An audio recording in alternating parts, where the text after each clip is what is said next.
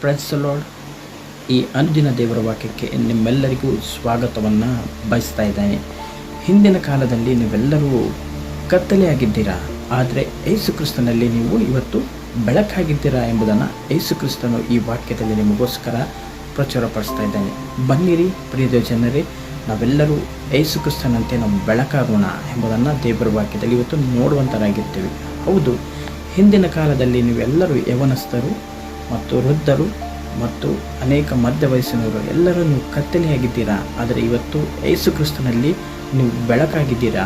ಯಾವ ರೀತಿಯಾಗಿ ಯೇಸು ಸ್ವಾಮಿ ನಮಗೋಸ್ಕರ ಎಲ್ಲವನ್ನು ತನ್ನ ರಕ್ತವನ್ನು ಸುರಿಸೋದ್ರಿಂದ ನಾವೆಲ್ಲರೂ ಇವತ್ತು ಬೆಳಕಾಗಿದ್ದೇವೆ ಪ್ರಿಯ ಜನರೇ. ಅದಕ್ಕಾಗಿ ನಾವು ನೋಡ್ತೀವಿ, ಹಿಂದಿನ ಕಾಲದಲ್ಲಿ ನಾವೆಲ್ಲರೂ ಅಂಧಕಾರದಲ್ಲಿ ಇವತ್ತು ನಾವು ತುಂಬಲ್ಪಟ್ಟಿದ್ದೇವೆ. ಯಾವ ರೀತಿ ಎಂಬುದನ್ನು ನೋಡುವಾಗ ಬೀಡಿ, ಸಿಗರೆಟ್, ತಂಬಾಕು ಮತ್ತು ಹಾಗೂ ಅನೇಕ ಚಟಗಳಿಂದ ನಾವೆಲ್ಲರೂ ತುಂಬಲ್ಪಟ್ಟಿದ್ದೇವೆ. ಆದರೆ ಇವತ್ತು ನೂತನ ಸ್ವಭಾವವನ್ನು ಹೊಂದಿಕೊಂಡು ಇವತ್ತು ದೇವರಲ್ಲಿ ನಾವು ಬೆಳಕಾಗಿದ್ದೇವೆ ಎಂಬುದನ್ನು ನಾವು ನೋಡಿದ್ದೇವೆ. ಅದಕ್ಕಾಗಿ ಯೇಸು ಕ್ರಿಸ್ತನನ್ನು ಹಿಂಬಾಲಿಸೋಣ. ಆಮೆನ್.